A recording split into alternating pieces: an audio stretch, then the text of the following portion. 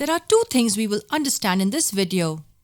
First, the difference between fractions and rational numbers. Second, we will see if all integers are rational numbers.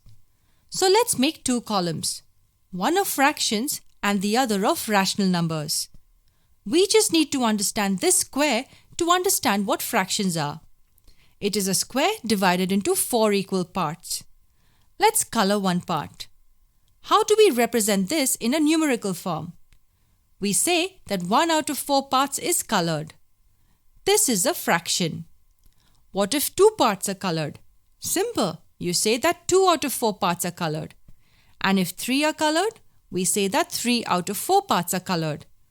All these numbers you see here are fractions. They are a part of the whole. A fraction is of the form p by q, where p and q are natural numbers and p is less than q.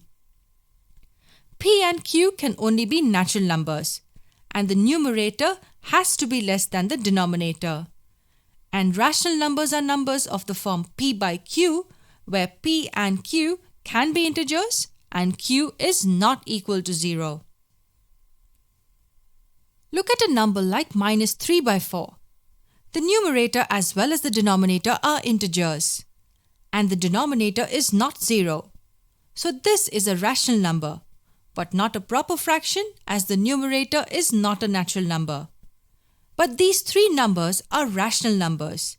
They are of the form p by q, where p and q are integers and q is not equal to 0. So what does all this tell us? Simple. This tells us that all fractions are rational numbers, but a rational number may or may not be a fraction. This is a very important thing we need to understand about fractions and rational numbers. What about integers? Are they rational numbers? Consider the integer 6. This is not in the form p by q. Does that mean that 6 is not a rational number? It can be written as 6 by 1. This is in the form of p by q, where p and q are both integers and q is not equal to 0. So 6 is a rational number. What about minus 12? Yes, even this can be written as minus 12 by 1. Both integers and denominator not equal to 0. That makes minus 12 as rational number. What about 0? Yes, even 0 can be written as 0 by 1. This also equals 0. Actually, 0 can be written as 0 by 2 or 0 by minus 7 or 0 by anything except 0. And that's why 0 is also a rational number.